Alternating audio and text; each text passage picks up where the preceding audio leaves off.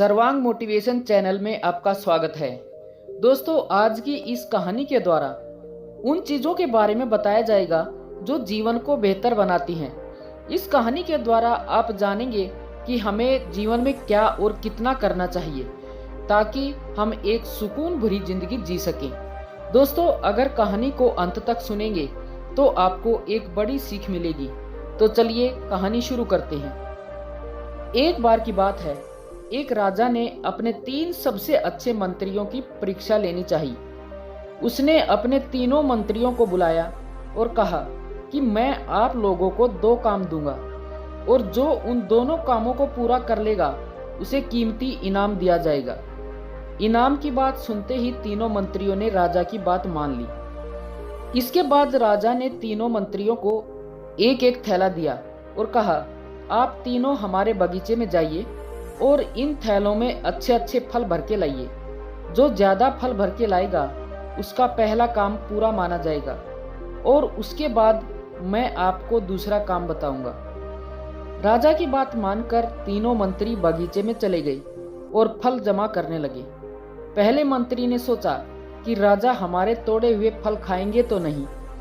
उन्होंने जल्दी जल्दी थैले में नीचे से सड़े गले फल डाल दिए और ऊपर से थोड़े बहुत अच्छे फल भर दिए।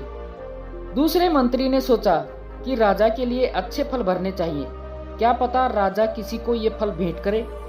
उसने बारी बारी से अच्छे फल तोड़ने शुरू किए और थैले में जमा कर लिए, लेकिन अच्छे फल ढूंढने के चक्कर में उसका पूरा थैला नहीं भर पाया। तीसरे मंत्री ने सोचा कि राजा के पास इतना समय तो है नहीं कि वो थैले खोल खोल कर हमारे फलों की जांच करेंगे। उन्होंने इधर उधर से घास फूस जमा करी और थैले में भर दी, साथ ही ऊपर से 2-4 फल भी डाल दिए। घास फूस की वजह से उसका थैला पूरा भर गया। अगली सुबह वो तीनों दरबार में पहुंचे। राजा ने तीनों के थैले बाहर से ही देखे, अंदर क्या है उन्होंने पूछा भी नहीं। अब राजा ने उन्हें दूसरा काम देते हुए कहा कि आप सभी को 15 दिनों के लिए दूर जेल में बंद किया जाएगा।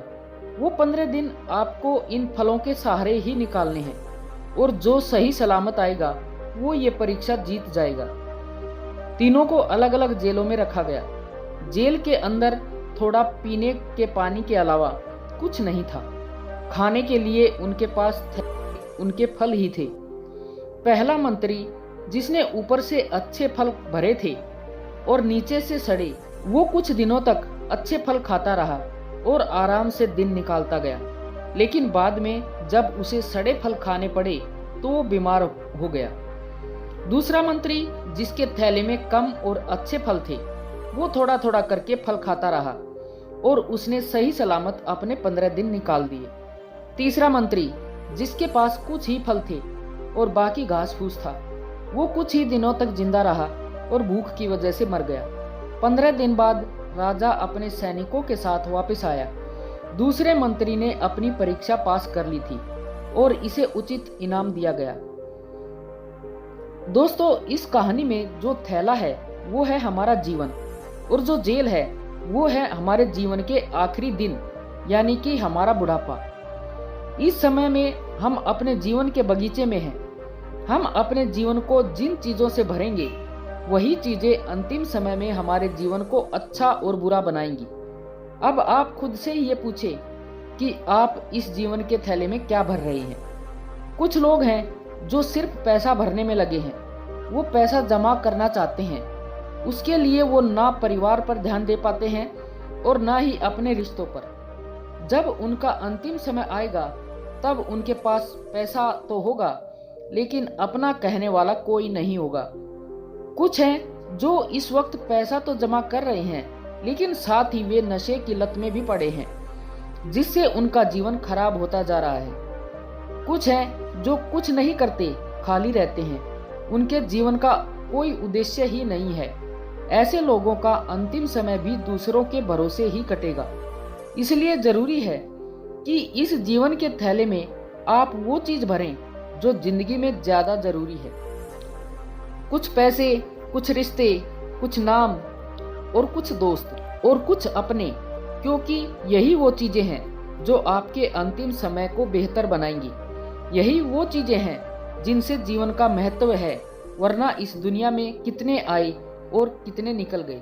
दोस्तों, आशा है कि आपको इस कहानी से बहुत कुछ सीखने को मिला होगा। अगर आपको कहानी अच्छी लगी हो तो वीडियो को लाइक व शेयर अवश्य करें और वीडियो को सब्सक्राइब भी कर लें, जिससे आपको ऐसी ही मोटिवेशनल तथा जीवन को सीख देने वाली कहानियाँ सुनने को मिल सकें। धन्यवाद।